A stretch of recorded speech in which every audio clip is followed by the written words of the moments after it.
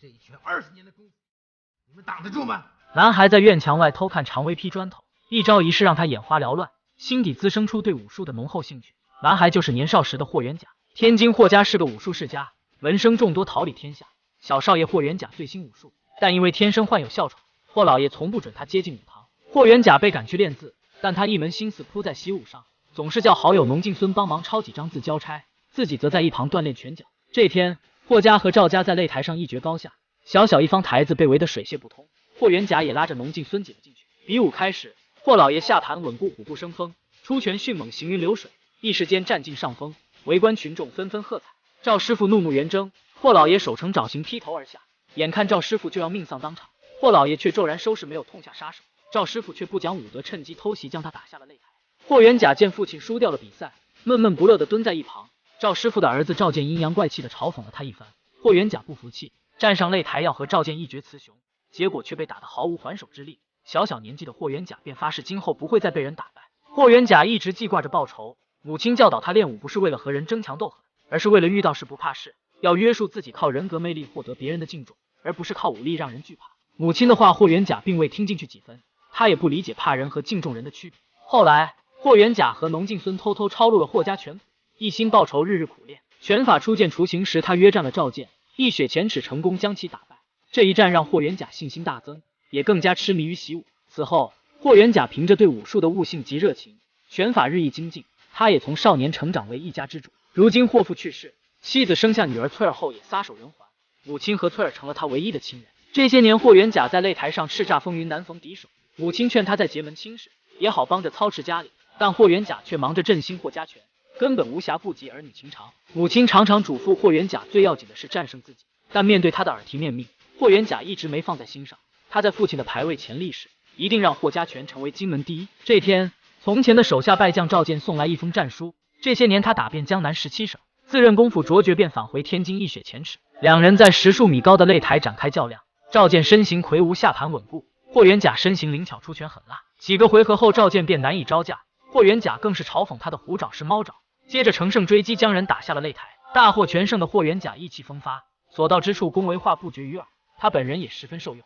好友农敬孙在酒楼设宴款待霍元甲，两个年轻人前来拜师，许是心情不错。霍元甲只喝了一杯酒就收下了二人。宴席散后，农敬孙告诉霍元甲，如今世道不平，国家要自强，每个人都该出点力，学文的不能只想着赚钱，学武的也不该只惦记打擂台。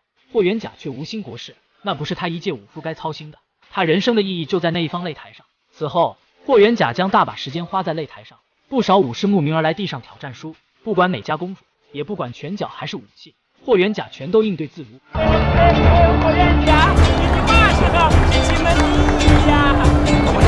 你说呢？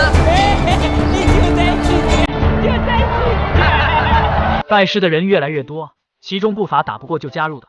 霍元甲来者不拒，全都收下。这些徒弟在农敬孙的姑月楼大肆消费，账单赊了厚厚一沓。农敬孙将一切看在眼里，他十分担心好友锋芒太露招来灾祸，劝他既然已经连赢38场，何不就此收手？霍元甲却表示他还有一个对手，那就是高手秦毅。农敬孙忧心忡忡，武术哪有尽头？出了天津还是高手如云，难道要一直打下去？霍元甲却表示只有一直打下去才能证明自己比别人强。农敬孙不想再与他争辩这个问题，他拿出内摞账单，倒不是为了跟霍元甲要钱，而是苦口婆心劝他，不管是收徒还是交友，也该考察一下对方的人品，而不是靠喝酒聚集一帮乌合之众。如农敬孙所言，这帮徒弟打着霍元甲的旗号到处赊账，武馆渐渐入不敷出，家里的积蓄也在3个月前就被败光。这些徒弟不仅赊账吃喝，还四处惹事，其中一个招上秦毅被打成重伤。霍元甲不问缘由，便带人闯入秦毅寿宴，要为徒弟讨个公道。秦毅不愿在这个日子生事，霍元甲却不依不饶，逼他签下生死状，较量一场。收到消息的农敬孙急忙赶来，劝霍元甲不要胡闹。霍元甲却一意孤行，还口不择言，说农敬孙是怕自己砸了他的酒楼。农敬孙闻言痛心疾首，当即便要和霍元甲恩断义绝。霍元甲又气又恼，失去理智的他驱逐了酒楼客人，和秦毅大打出手。秦毅在力量上更胜一筹，霍元甲棋逢对手，二人打得难舍难分，到底拳怕少壮。秦毅后期渐渐体力不支，最后霍元甲击出一拳，这一拳饱含他20年的功力。秦毅生生受下后倒地不起，霍元甲被徒弟们簇拥着喝酒庆功。秦毅的义子一脸不忿地看着众人。秦毅最终没能挨过天明，霍元甲虽胜，心情却有些沉重。他浑浑噩噩地走出门，再回来时，母亲和翠儿已经被喊。霍元甲肝肠寸断，他拿着刀冲进秦毅的灵堂，其义子当场认下人是自己杀的，说完就自刎在霍元甲面前。霍元甲有恨无处发泄，看着秦毅的妻女，最后还是扔下了刀。就在这时，霍元甲得知徒弟之所以被打，是因为和秦毅的小妾通奸在先。霍元甲如遭雷击，他的冲动和自负铸成了大错，自己也深陷失去亲人的痛苦中。霍元甲没了从前的意气风发，他神志昏聩，远走他乡，行尸走肉般没有目的的前进。濒死之际被一群人救起。这个村子偏僻宁静，村民孙婆婆和月慈姑娘收留了他。月慈姑娘是个盲人，见霍元甲似乎有什么心事，便不厌其烦地同他说话，帮他梳理脏乱的头发。村里的孩子们纯真无邪，拉着霍元甲出门看蜻蜓，有事做心里就能想得少些。